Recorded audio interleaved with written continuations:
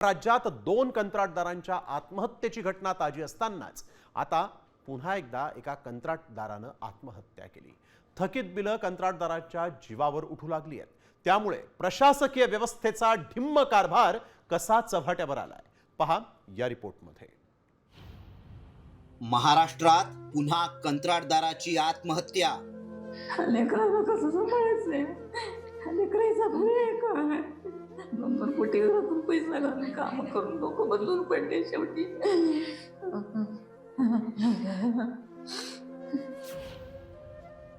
थकीत बिलं उठली कंत्राटदारांच्या जीवावर।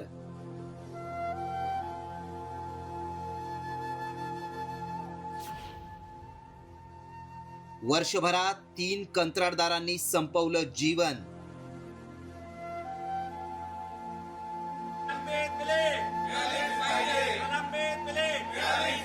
दोन कोटींची बिलं थकल्यानं नवी मुंबईतल्या एका कंत्राटदारानं आपलं जीवन संपवलंय। वेळेत कामं करूनही पैसे मिळत नसल्यानं कंत्राटदार गजानन देवकतेंनी टोकाचं पाऊल उचलत आत्महत्या केली आहे। वर्षभरापूर्वी कंत्राटदार गजानन देवकते यांची बिलं थकल्यानं कार्यकारी अभियंत्यांना पत्र लिहिलं होतं। त्यात बिलांसाठी 10 वेळा चक्रा माराव्या लागत असल्याची उद्विग्नताही व्यक्त केली होती। आत्महत्येपूर्वी लिहिलेल्या पत्रात गजानन देवकते लिहितात, प्रति माननीय विद्याधर पाटसकर साहेब, कार्यकारी अभियंता मुंबई शहर। विषय, आम्ही जगावं कसं आणि काय करावं याबाबत। मी एक फार लहान ठेकेदार आहे। सार्वजनिक बांधकाम विभागात मिळतील तेवढी कामं करून भेटतील तेवढे पैसे घेऊन माझं घर, परिवार आणि उदरनिर्वाह चालवावा लागतो।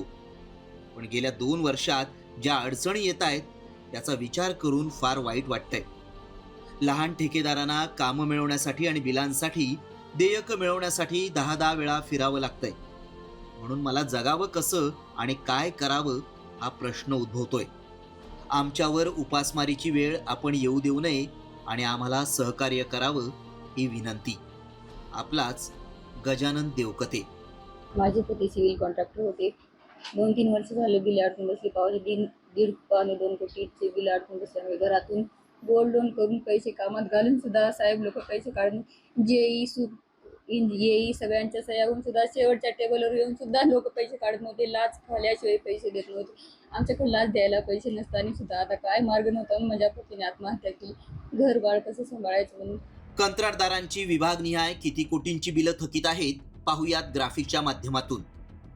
सार्वजनिक बांधकाम विभाग 17,500 कोटी, आदिवासी विभाग 9,881 कोटी, ग्रामविकास विभाग 1,181 कोटी, पाणी पुरवठा विभाग 40,000 कोटी, जलसंपदा 7,000 कोटी, पर्यटन विभाग 1100 कोटी आणि इतर विभाग 10,000 कोटी। अंदाजे थकीत बिलं आहेत 86,662 कोटी। साहेब, शासनाचं अर्थव्यवस्थेचा बोजवारा उडालाय। शासनाचं नियोजनच चांगलं नाही। इतक्या मोठ्या प्रमाणावर 86,000 कोटीचं देणे आणि हे सरकारला आता सरकार हतबल झालेलं दिसतंय। सगळे मंत्रीसुद्धा हतबल आहेत।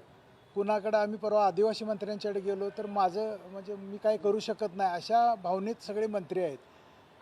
मुख्यमंत्र्यांच्याकडेच आहे, ते मार्ग काढतील। म्हणजे असं ठोस कुठलंही काय आम्हाला आश्वासन मिळत नाही।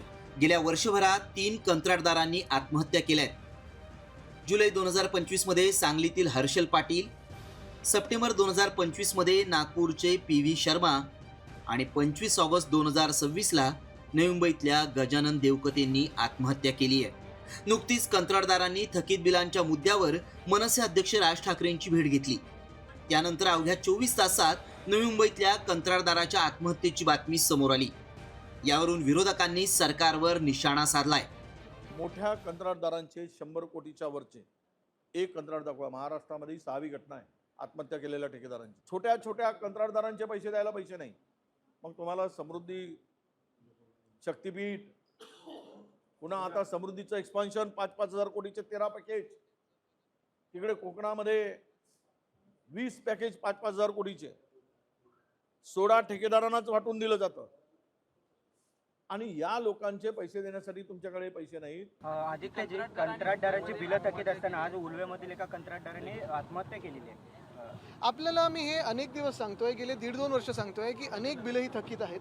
कंत्राटदार जे जेन्युइन काम करतात त्यांची बिलं थकीत असतात. जे कंत्राटदार मंत्र्यांच्या खिशाचे खड्डे भरतात त्यांची बिलं बरोबर सोडली जातात. साहेबांनी त्यांना आश्वासन दिलेलं आहे की ते मुख्यमंत्र्यांची चर्चा करतील याच्यात. पण जे गुजरातचे कंत्राटदार येतात इथे आणि रस्ते आणि या बाकी गोष्टी बांधतात, गुजराती कंत्राटदारांचे पैसे मिळतात, मग महाराष्ट्राच्या कंत्राटदारांचे पैसे का नाही मिळत? गुजरातच्या कंत्राटदारांना द्यायला पैसे कुठनं येतात महाराष्ट्र सरकारकडे? आज महानगरपालिकेमध्ये पण सगळे जे गुजराती कंत्राटदार आहेत, जे गुजरातवरनं आलेले आहेत, त्यांची पेमेंट्स होत आहेत. जो आमच्या इथला मातीतला महाराष्ट्रातला जो कंत्राटदार आहे त्याचे पैसे का नाही देत? शासकीय यंत्रणेच्या लालफितीच्या कारभारामुळे आणि देयकांच्या विलंबामुळे आज शेतकऱ्यांपाठोपाठ कष्ट करून पोट भरणारे अनेक लहान कंत्राटदार देशोधडीला लागलेत.